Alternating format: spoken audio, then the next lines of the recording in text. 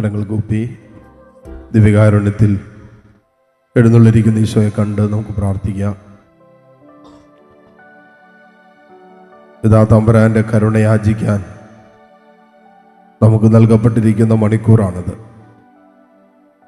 ഇത് ദൈവത്തിൻ്റെ കൃപയും കരുണയും ശക്തമായി നമ്മളിലേക്ക് വർഷിക്കപ്പെടുന്ന സമയമാണ്. തമ്പുരാന്റെ ഈ ആരാധനയിൽ പങ്കെടുത്ത് പ്രാർത്ഥിക്കുന്ന അനേകം മക്കളുണ്ട്. എത്രമാത്രം പ്രശ്നങ്ങളുടെ നടുവിൽ, മുന്നോട്ട് പോകാൻ പറ്റാത്ത ജീവിതത്തിൻ്റെ അസ്വസ്ഥതകളുടെ ഒക്കെ നടുവിൽ നിന്ന് നിന്നെ വിളിക്കുന്നവരും പ്രാർത്ഥിക്കുന്നവരുണ്ട്.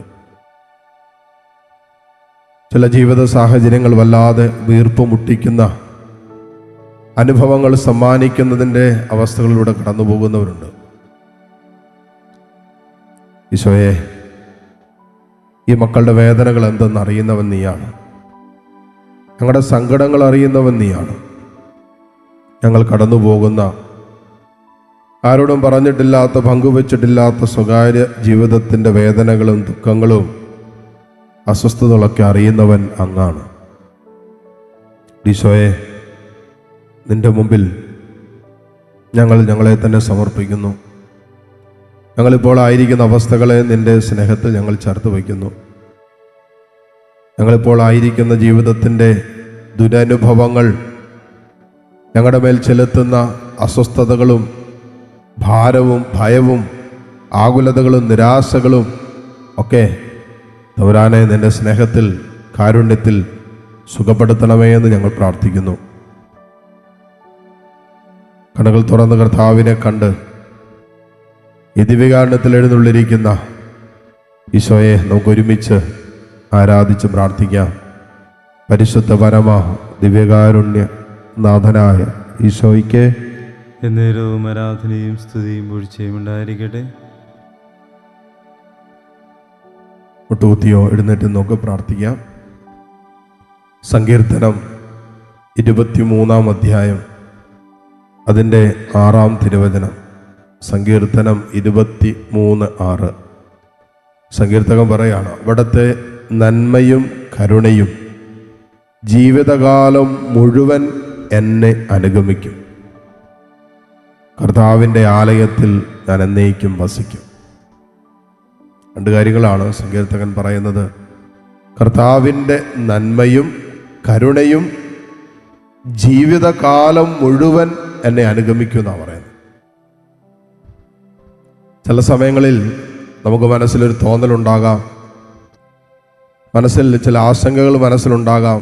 ദൈവമേ, നീ എന്നെ മറന്നോ? ദൈവം, നീ എന്നെ സ്നേഹിക്കുന്നില്ലേ? എന്തുകൊണ്ട് എൻ്റെ ജീവിതത്തിൽ ഇങ്ങനെ, എൻ്റെ അവസ്ഥ ഇങ്ങനെയായി എന്നൊക്കെയുള്ള ചില സ്വകാര്യ സങ്കടങ്ങൾ നമ്മൾ തമ്പുരാനോട് പറയാറുണ്ടാകും, പങ്കുവയ്ക്കുന്നുണ്ടാകാം. ചിലപ്പോൾ കടന്നു പോകുന്ന ചില ജീവിതത്തെ ദുഃഖങ്ങൾക്ക് ഒരു പരിഹാരമോ ഉത്തരവോ കണ്ടുപിടിക്കാൻ പറ്റാതെ വരുമ്പോൾ നമ്മൾ വല്ലാതെ അസ്വസ്ഥരായി തീരുകയും ചെയ്യാം. അവിടെയാണ് സങ്കീർത്തകൻ പറയുന്നത്, കർത്താവേ, അവിടുത്തെ നന്മയും കരുണയും ജീവിതകാലം മുഴുവൻ എന്നെ അനുഗമിക്കുമെന്ന്.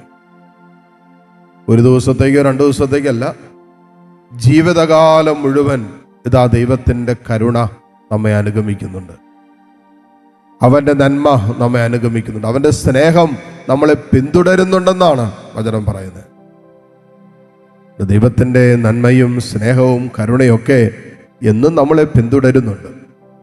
എന്ന് പറഞ്ഞാൽ നമ്മൾ എവിടെ പോയാലും, ഏതവസ്ഥയിലാണെങ്കിലും. ഒരിപ്പോൾ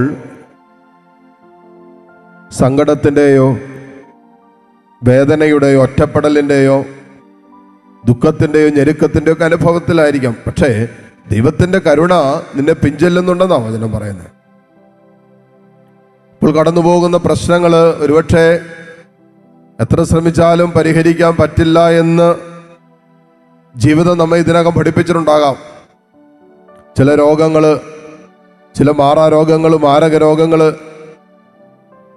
ചില മക്കളുടെ ചില ദുസ്വഭാവങ്ങൾ, ചില തെറ്റായ തീരുമാനങ്ങൾ, പാപകരമായ കൂട്ടുകെട്ടുകൾ, ബന്ധങ്ങൾ, പക്ഷേ ജീവിതത്തിൽ വന്നുപോയിട്ടുള്ള ചില ദുശീലങ്ങളുടെ അടിമത്തങ്ങൾ, ഇതിൻ്റെയൊക്കെ നടുവിൽ ഒരുപക്ഷെ നമ്മുടെ മനസ്സും നമ്മുടെ ജീവിതമൊക്കെ നമ്മളോട് തന്നെ പറഞ്ഞിട്ടുണ്ടാകാം, ചിലതൊക്കെ നമ്മുടെ ജീവിതത്തിൽ ഒരിക്കലും സംഭവിക്കില്ല എന്ന്, നടക്കില്ല എന്ന്, പ്രാർത്ഥിച്ചാൽ പോലും ഒന്നും സംഭവിക്കാൻ പോകില്ല എന്നൊരുപക്ഷെ ചില അനുഭവങ്ങൾ നമ്മളെ നോക്കി സംസാരിക്കുന്നുണ്ടാകാം. അവിടെയാണ് കർത്താവിൻ്റെ വചനം നമ്മളെ ബലപ്പെടുത്തുന്നത്. മോനെ മോളെ, ദൈവത്തിൻ്റെ കരുണയുണ്ടല്ലോ, ദൈവത്തിൻ്റെ നന്മയുണ്ടല്ലോ, സ്നേഹമുണ്ടല്ലോ. എക്കാലവും എല്ലാ സമയത്തും നിന്റെ ജീവിതത്തിൻ്റെ എല്ലാ വേളകളിലും അത് നിന്നെ പിന്തുടരുമെന്നാണ് പറയുന്നത്. എന്താണ് അടുത്ത വചനത്തിൽ സങ്കീർത്തകൻ കൂട്ടിച്ചേർക്കുന്നത്? കർത്താവിൻ്റെ ആലയത്തിൽ ഞാൻ എന്നേക്കും വസിക്കും. കർത്താവിൻ്റെ ആലയത്തിൽ ഞാൻ എന്നേക്കും വസിക്കും. തീർച്ചയായിട്ടും നമ്മുടെയൊക്കെ ജീവിതത്തെക്കുറിച്ചുള്ള സ്വർഗത്തിൻ്റെ ആത്യന്തികമായ ലക്ഷ്യവും തീരുമാനവും പദ്ധതിയൊക്കെ അതുതന്നെയാണ്. ദൈവത്തിൻ്റെ ആലയത്തിൽ നമ്മൾ എന്നേക്കും വസിക്കാൻ. ദൈവത്തിൻ്റെ സ്നേഹം അതിൻ്റെ പൂർണ്ണതയിൽ അനുഭവിക്കുന്ന ഇടമാണല്ലോ ദേവാലയം.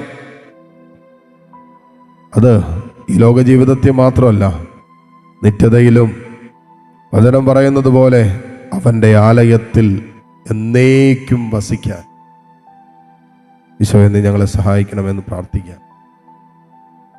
കരങ്ങൾ രണ്ടും ഈശോയുടെ സന്നിധിയിലേക്ക് നീട്ടിപ്പിടിക്കാം. നിങ്ങളുടെ അവസ്ഥകൾ എന്തോ ആയിട്ട് ഈശോട് പറയാം. രോഗികളായിട്ടുള്ളവരുണ്ട്, സാമ്പത്തിക മേഖലകളിൽ ബുദ്ധിമുട്ട് അനുഭവപ്പെടുന്നവരുണ്ട്, വല്ലാതെ വൈകാരികമായി സമ്മർദ്ദത്തിൽ ആണ്ടു നിൽക്കുന്നവരുണ്ട്. നിരാശ, ആകുലതകൾ, അസ്വസ്ഥതകൾ, അമിത ഭയം, ടെൻഷൻ, പരാതിയും പെറുപെറുപ്പും മനക്ലേശവും ഞെരുക്കവും ഒക്കെ ആയിരിക്കുന്നവരുണ്ട്. ആത്മഹത്യാ ചിന്ത വേട്ടയാടുന്നവരുണ്ട്. എന്തിനെങ്ങനെ ജീവിക്കുന്നെന്ന് പോലും ചോദിക്കുന്നവരുണ്ടാകാം. നിങ്ങളുടെ വൈകാരിക അവസ്ഥകൾ ഈശോ കൊടുക്കാം. കുടുംബം, ബന്ധങ്ങൾ, ഇതിലൊക്കെ ഒത്തിരി വേദന, അസ്വസ്ഥയുണ്ടാകാം. ഒത്തിരി സ്വപ്നം കണ്ട് ആരംഭിച്ച ദാമ്പത്യം തകർച്ചയുടെ വക്കിലെത്തി നിൽക്കുന്നുണ്ടാകാം. ഒരുപക്ഷെ ദാമ്പത്യത്തിൽ ഇതിനകം വേറെ പിരിഞ്ഞ് താമസിക്കാൻ തുടങ്ങിയിട്ട് വർഷങ്ങളായി കാണും. മക്കളുടെ കാര്യം ഓർക്കുമ്പോഴുള്ള ഭാരവും കുടുംബത്തിൽ ഉള്ള സമാധാനവും അസ്വസ്ഥതയൊക്കെ വല്ലാതെ ഭാരപ്പെടുത്തുന്ന മക്കൾ ഇതിനകത്തുണ്ടാകാം. ഈശോയെ, സാമ്പത്തിക ബാധ്യതകൾ, കടബാധ്യതകൾ, പല മേഖലകളിൽ തടസ്സങ്ങൾ, ആഗ്രഹിച്ചതും സ്വപ്നം കണ്ടതൊന്നും കയ്യെത്തും ദൂരത്തുണ്ടായിട്ടും നേടിയെടുക്കാൻ പറ്റാത്തതിൻ്റെ ഭാരം, വിഷമം, സങ്കടം ഇതൊക്കെ ഉള്ളവരുണ്ടാകാം. ഈശോയെ, എല്ലാവരെയും സമർപ്പിക്കുന്നു. നിന്റെ കരുണയ്ക്ക് വേണ്ടി യാചിക്കുന്ന മക്കളാണ്. ഇവരെ ആരെയും നീ വെറും കൈയോടെ പറഞ്ഞയക്കരുത്.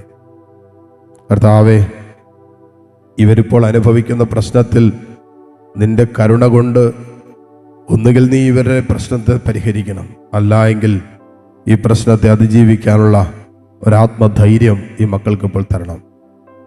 വിശ്വാസത്തിൽ ഞങ്ങൾ ആഗ്രഹിക്കുകയും പ്രാർത്ഥിക്കുകയും ചെയ്യുന്നു. കരങ്ങൾ ഉയർത്തി ഇവരാഗ്രഹം മനസ്സിൽ സൂക്ഷിച്ചുകൊണ്ട്, തമ്പുരാനെ, ഞങ്ങളിപ്പോൾ യാചിച്ച് പ്രാർത്ഥിക്കുന്ന വിഷയങ്ങളിൽ നീ ഇടപെടണമേ എന്ന് പ്രാർത്ഥിക്കുക. കർത്താവേ, ഒന്നുകിൽ ആ പ്രശ്നത്തെ പൂർണ്ണമായി നീ എടുത്തു മാറ്റണമേ എന്ന് പറ, അല്ലെങ്കിൽ ഇപ്പോൾ അനുഭവിക്കുന്ന പ്രശ്നത്തിൻ്റെ മേൽ ആത്മീയ കരുത്തുള്ളവരായി മാറാൻ ഞങ്ങൾ അഭിഷേകം ചെയ്യണമെന്ന് പ്രാർത്ഥിച്ച് ഏതാനും നിമിഷം കർത്താവിനെ സ്തുതിച്ച് hallelujah, hallelujah, hallelujah, hallelujah, hallelujah. യേശുവേ, ആരാധന, ആരാധന, ആരാധന, ആരാധന, ആരാധന, ആരാധന, ആരാധന. ഈശോയെ ആരാധന, ഈശോയെ ആരാധന, ഈശോയെ ആരാധന. Hallelujah, hallelujah, hallelujah, hallelujah. കർത്താവേ, കരുണ കാണിക്കണമേ.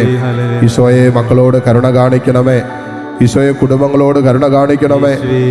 Hallelujah, hallelujah, hallelujah, hallelujah, hallelujah, hallelujah. ഈശോയെ ആരാധന, ആരാധന, ആരാധന, ആരാധന, ആരാധന. ഹല്ലേലൂയ. കരുണ തോന്നണേ, അലിവു തോന്നണേ. കരങ്ങൾ കൂപ്പി. പാപിയാണു ഞാൻ നാഥ, പാപിയാണു ഞാൻ. കരുണ തോന്നണേ, അലിവു തോന്നണേ. പാപിയാണു ഞാൻ നാഥ, പാപിയാണു പാപത്തിൻ ശാപം പേരിടുന്നു ഞാൻ. രോഗവും ദുരിതവും നാൾക്കുനാൾ വളരും. ദൈവത്തിൻ ആത്മാവ് എന്നിൽ നിർവീര്യമാ. പാപമെന്നെ പാതാള വഴിയിലെത്തിച്ചു. കരുണ തോന്നണേ, എന്നിൽ അലിവു തോന്നണേ.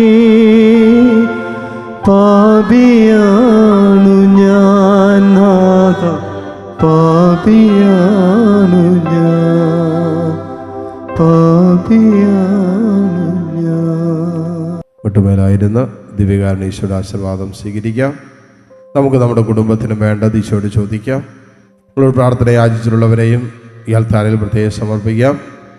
പ്രത്യേകിച്ച് ഈ 3 മണി സമയം ലോകമെമ്പാടും ഇരുന്ന് ഈ ആരാധനയിൽ ചേർന്ന് പ്രാർത്ഥിച്ചുകൊണ്ടിരിക്കുന്ന എല്ലാ വ്യക്തികളും കുടുംബങ്ങളും നിയോഗങ്ങളും അനുഗ്രഹിക്കപ്പെടാൻ ആഗ്രഹിച്ചുകൊണ്ട് സ്തുതിച്ച് പ്രാർത്ഥിച്ച് ഈശോയുടെ ആശീർവാദം സ്വീകരിക്കാം.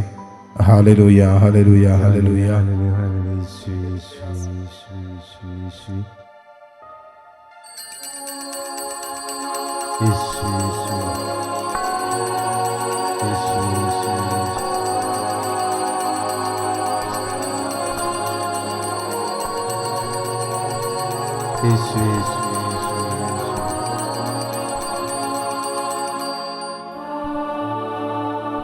പരിശുദ്ധ പരമമാ ദിവ്യകാരുണ്യമേ, എന്നുമെന്നും അങ്ങേക്കാരാധന. പരിശുദ്ധ പരമമാ ദിവ്യകാരുണ്യമേ, എന്നുമെന്നും അങ്ങേക്കാരാധന.